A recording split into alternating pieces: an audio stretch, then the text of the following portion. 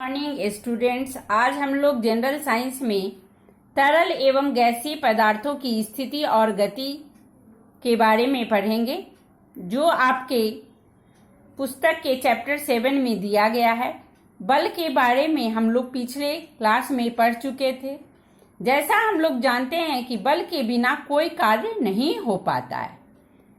जैसा कि यदि हमें अपने कॉपी या कागज पर लिखना होता है तो हम लोग पेन के ऊपर एक बल लगाते हैं और उसी बल के कारण जो हम लोग लिखते हैं वह कागज पर हमें दिखाई देता है।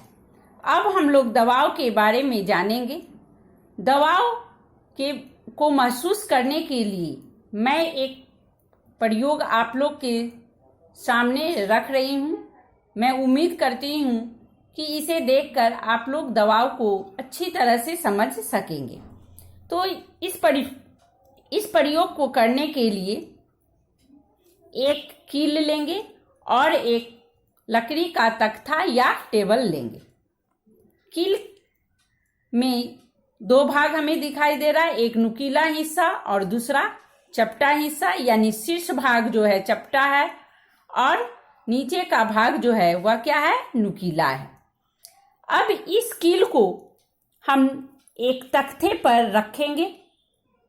इस कील को हम तख्ते या टेबल पे, लकड़ी के टेबल पे रख रहे हैं। रख दिए।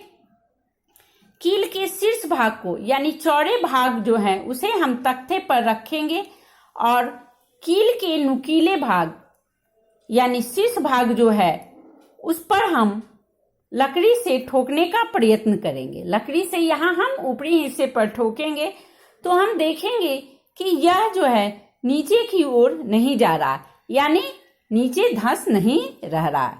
जब ठोकने का प्रयत्न करते हैं तो हम देखते हैं कि यह कील जो है नीचे नहीं जा रहा है।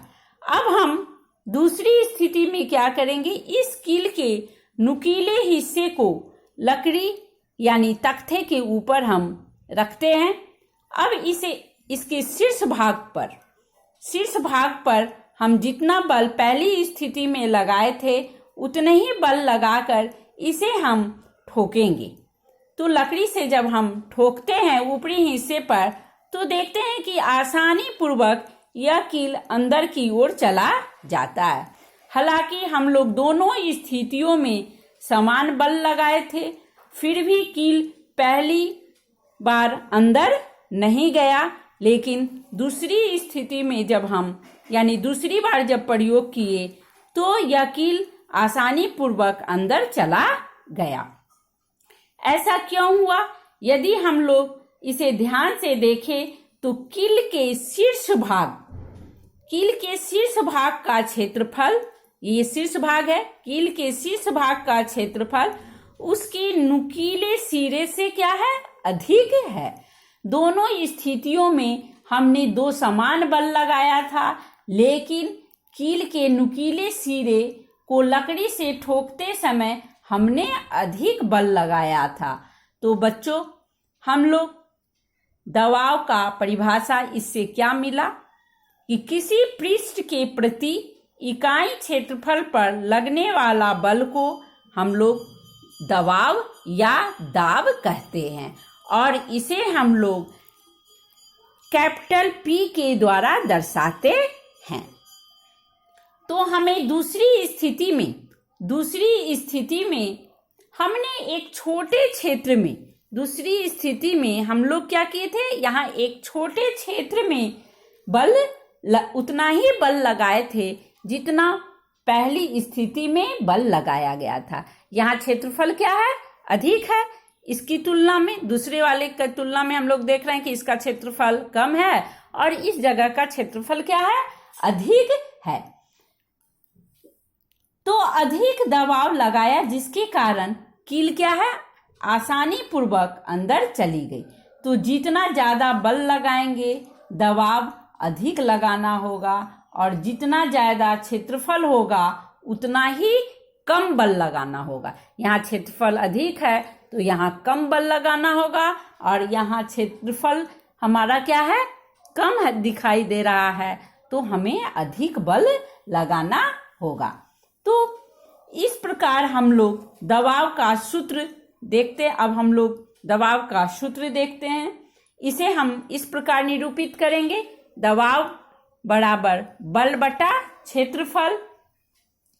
जिस पर ये लगता है क्षेत्रफल यहाँ क्या है, हर में है।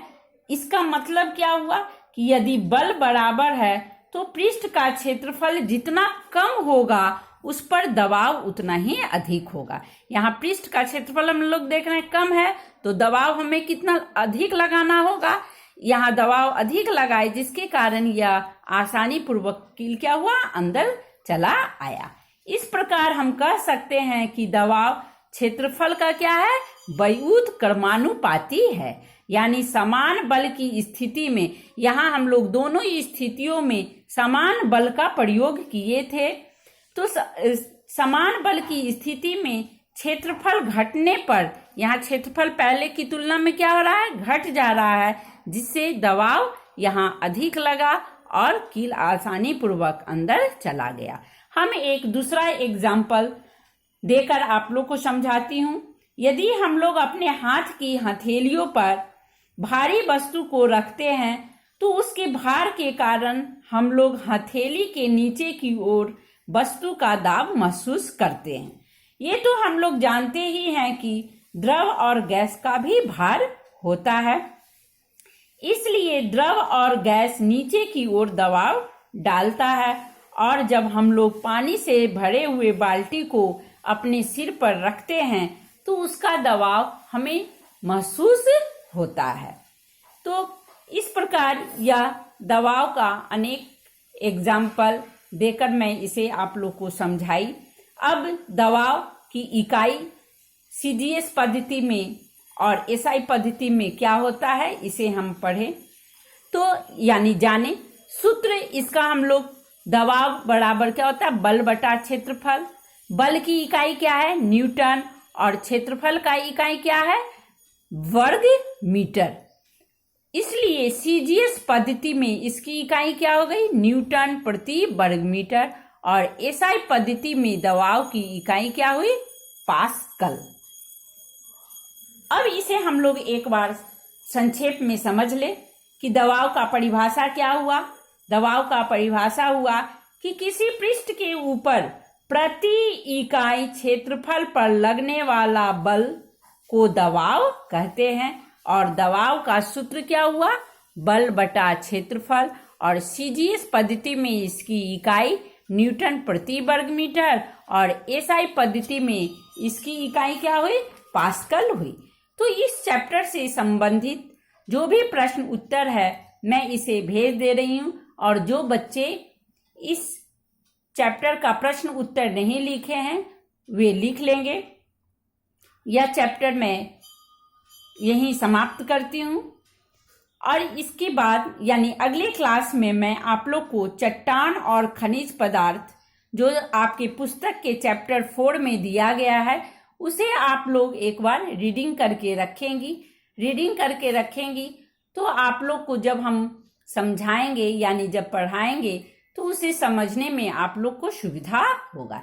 इस प्रकार मैं आज का क्लास यहीं समाप्त करती हूँ। धन्यवाद।